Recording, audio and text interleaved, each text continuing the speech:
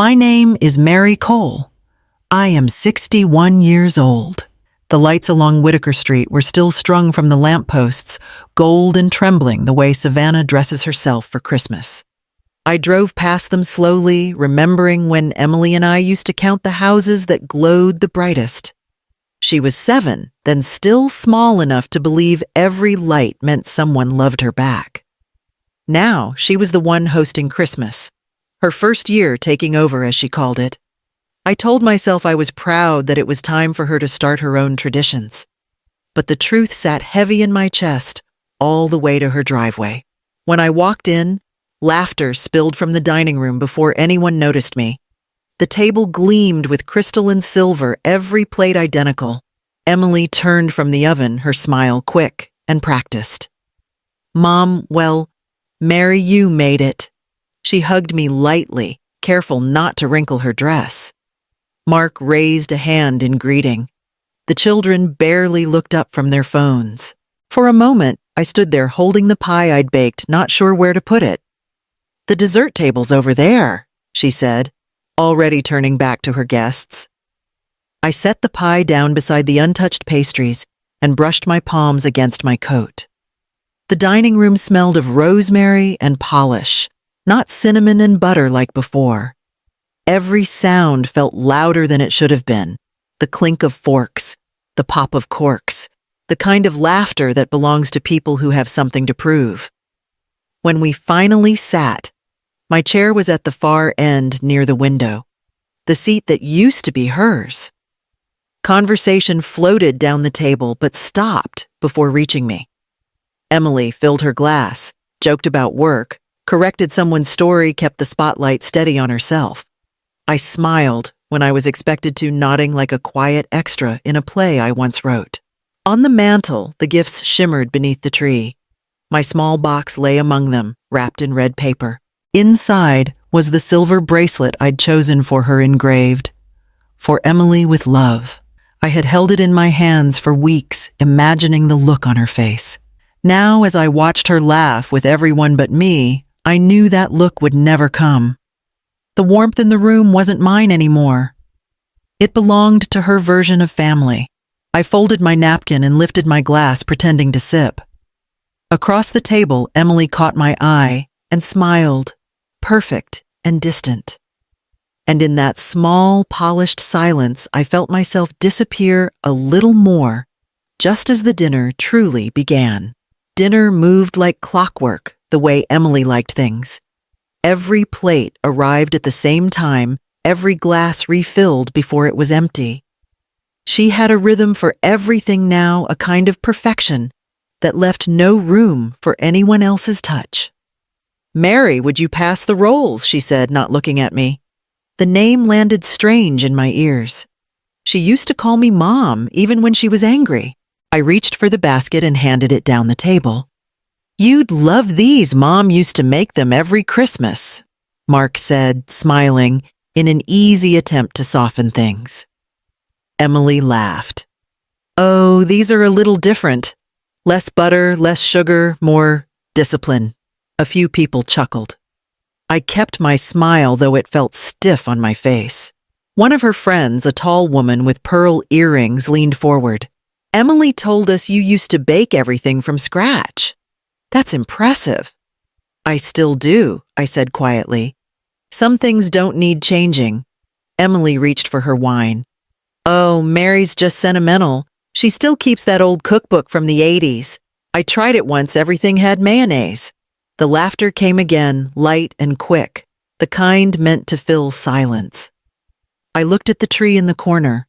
White lights, silver ribbons, not a trace of the mismatched ornaments Emily made as a child. The angel, made of felt and glue, wasn't there either. "I thought I'd bring a few of the old decorations," I said gently. "They're still in good shape." Emily's tone sharpened. "Mom, sorry."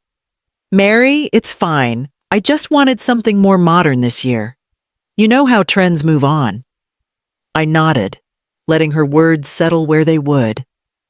Around the table, conversation turned back to work, travel, wine, safe things. When the dishes were cleared, I noticed she hadn't touched the rolls. I almost asked if they were too heavy, but I stopped myself. She was building her own world now, one with no room for crumbs from mine. I folded my hands on my lap and listened to her voice fill the room, like music I no longer recognized. After dinner, the house moved into that comfortable noise of plates clinking and small laughter. Emily's friends gathered near the fireplace, wine glasses in hand, while the children disappeared upstairs. I stayed behind collecting napkins that didn't need collecting. "Mom," she began, then caught herself. "Mary, you don't have to do that. We have people for cleanup." "I don't mind," I said, stacking plates carefully. "It gives me something to do." She smiled, distracted her eyes on the crowd instead of me. I wiped my hands and walked to the tree where the gifts sat in neat rows. My red box was easy to find, small and out of place among all the gold and white. I picked it up, turned and held it toward her. "I brought something for you," I said. "Just a little thing." Emily looked surprised. "You didn't have to. I wanted to." She took it, careful not to smudge her nails, and pulled at the ribbon. The paper fell away, slow and deliberate, as if she were unwrapping an obligation. Inside, the silver bracelet gleamed softly. The words, "For Emily with love," engraved inside. Her mouth curved into a polite smile.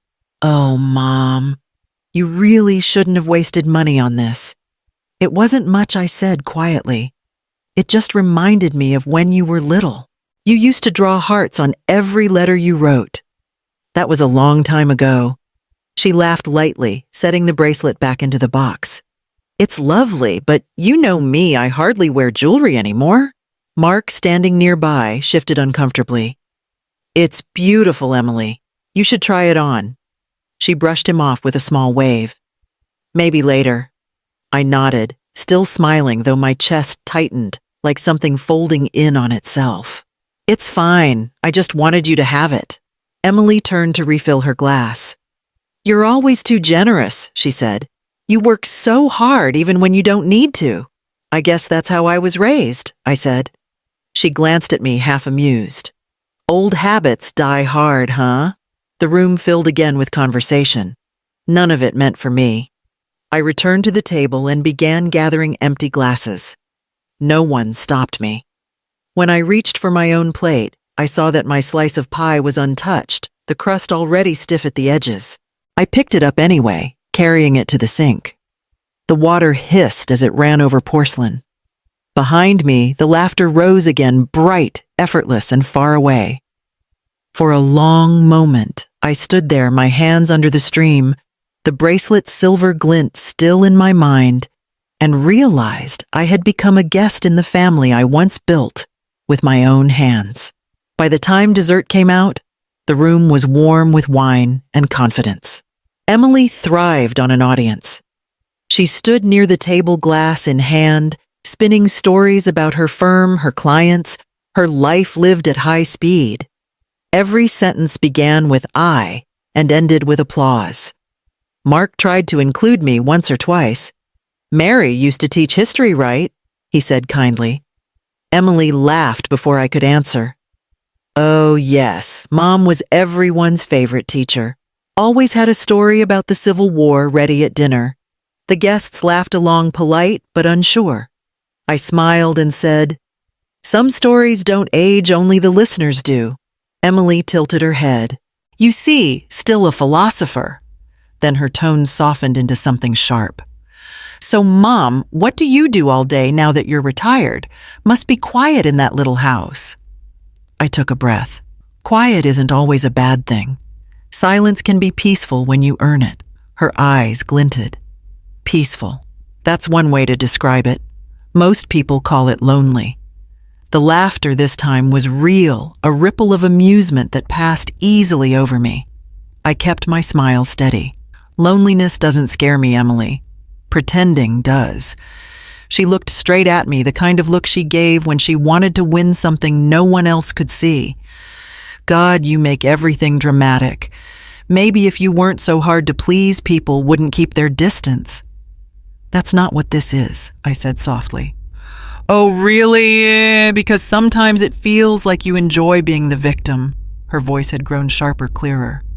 You've made a career out of it, Mom. The table fell quiet. Mark shifted, opening his mouth, then closing it again. Emily stared, daring me to answer. I met her eyes. You'll understand one day when silence feels like company. She laughed once too loud. Then maybe you shouldn't exist at all. For a moment, no one moved. The words hung there heavier than the crystal plates. I folded my napkin and placed it neatly beside my plate. Then consider your wish granted. No one spoke as I stood. The room seemed smaller than before, the air thin. I walked past the table, past the tree, past everything that used to mean home. Behind me, Emily's laughter caught in her throat, and the house went still. The night air was colder than I remembered. I didn't take my coat when I left. I just walked out the door, down the steps, and into the quiet street, lined with live oaks that bent low as if listening. The lights from the house faded behind me, replaced by the slow hum of my car when I turned the key. The road wound past familiar corners. I had driven this route hundreds of times to pick Emily up from school, to take her to dance practice, to bring her home after the divorce hearing when she was only 12. Every turn still carried her laughter, her anger, her need to be right. Tonight, there was only silence. I stopped at a red light near Forsyth Park. The same fountain stood in the distance, green with the glow of street lamps.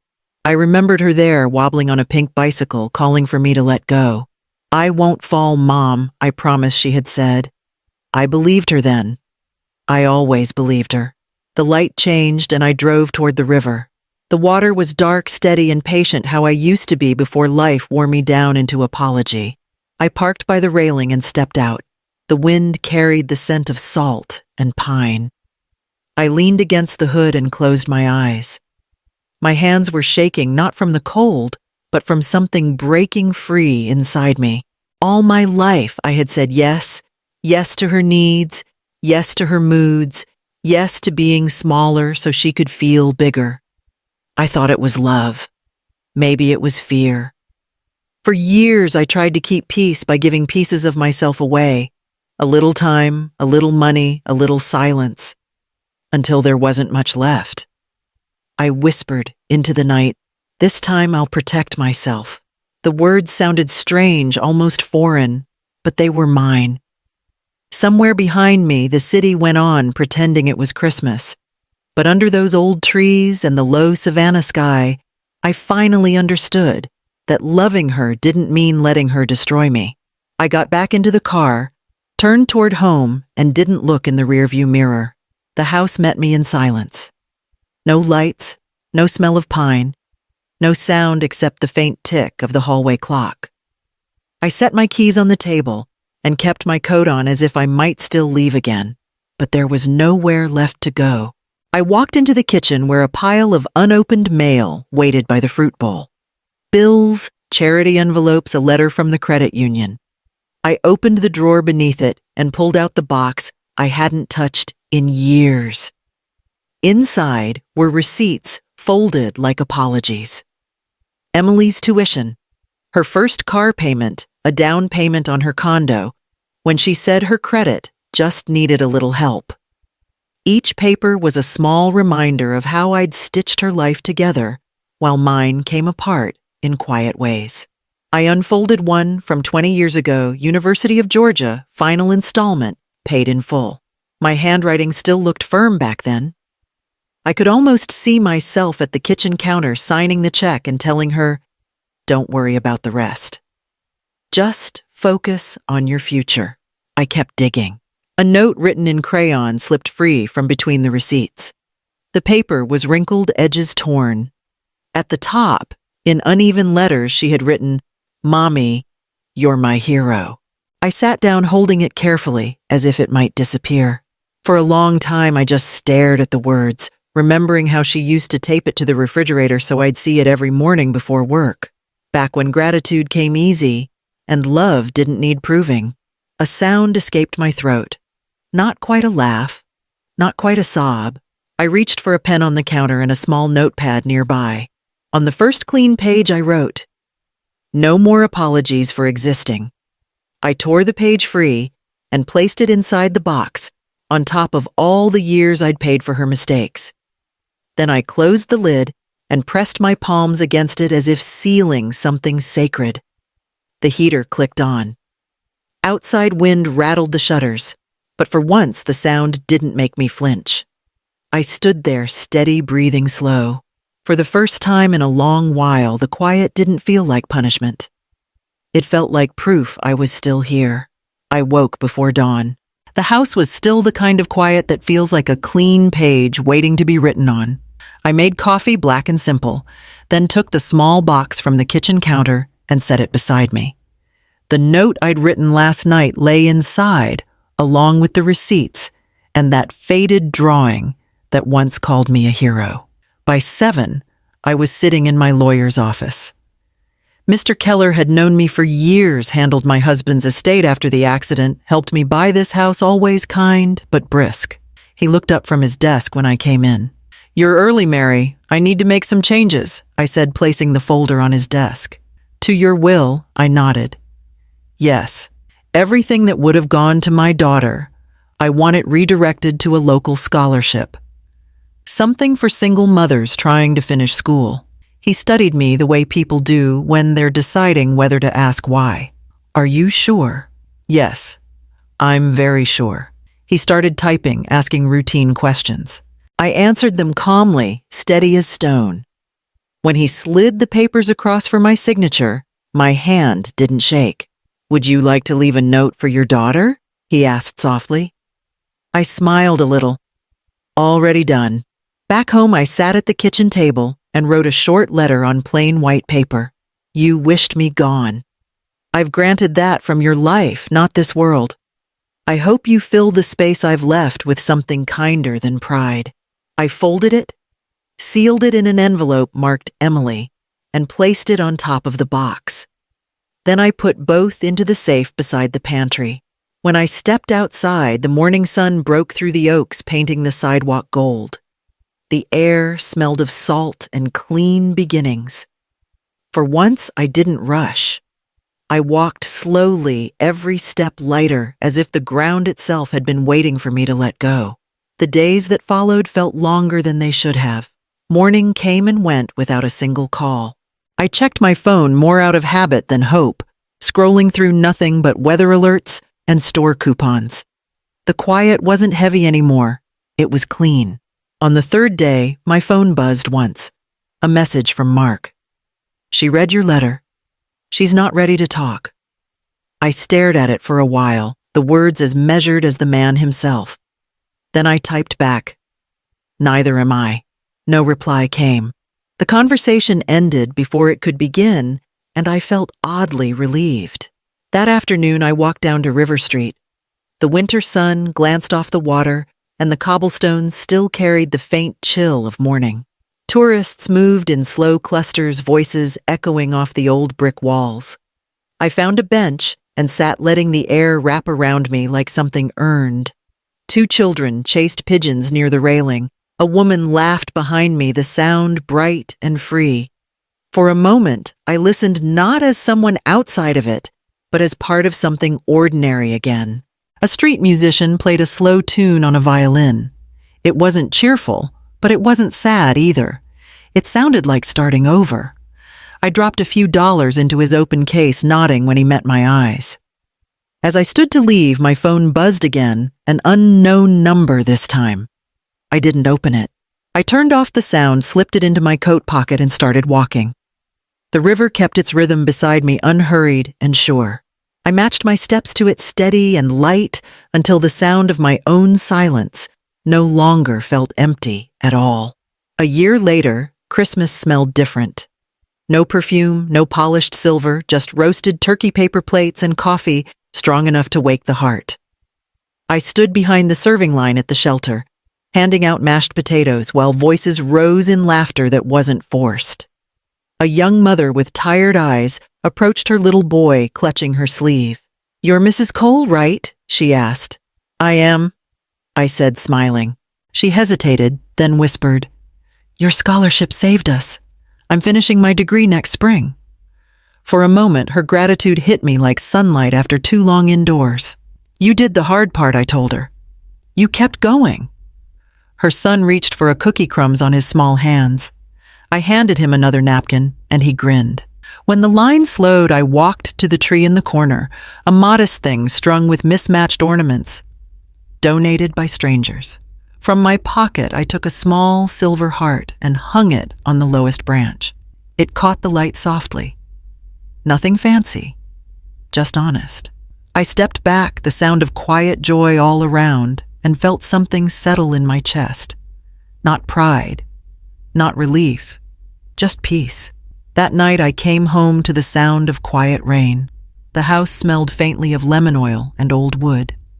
I set down my keys, hung my coat, and stood for a long time by the front door. The porch light switch waited beneath my hand. For years I'd kept that light on, so Emily would never return to darkness. It had been my way of saying, "I'm here no matter what." Now I flicked the switch again. The bulb hummed, then glowed warm against the rain. Its light fell across the steps like a soft reminder, not for her, but for me. I opened the door, slightly felt the night air brush my face, and whispered, "For the woman who survived being erased." The wind carried it away, gentle and sure. I closed the door, made a cup of tea, and sat by the window, watching the light shimmer through the storm. When love turns cruel, do you turn off the light or leave it burning to remember you survived?